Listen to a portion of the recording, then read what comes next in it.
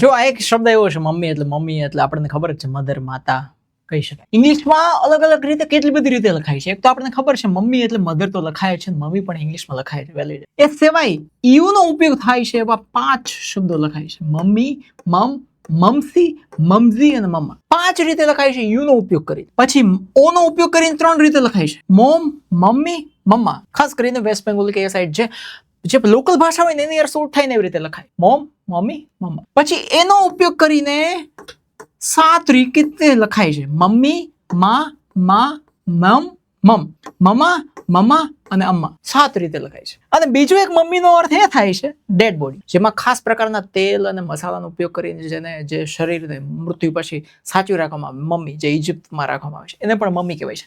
Spelling બેયના same છે પણ વસ્તુ આખી અલગ. આ છે મમ્મી. હવે પપ્પાની વાત કરીએ તો પપ્પા એટલે ફાધર, જેને પપ્પા પણ કહેવાય, બાપુજી પણ કહેવાય અને ફાધર પણ કહેવાય. ઇંગ્લિશમાં લખી જ શકાય છે કોઈ વાંધો. પાપા પણ કહેવાય છે, અપ્પા પણ કહેવાય છે, પિતાજી પણ કહેવાય છે, બાબા પણ કહેવાય છે. બધું જ તમે અંગ્રેજીમાં લખી શકો, એનો કોઈ વાંધો નથી. ઇંગ્લિશમાં ડેડ કહેવાય છે, ડેડી પણ કહેવાય છે, ડેડી પણ કહેવાય છે અને ડેડી પણ કહેવાય છે. ડેડ સેમ છે.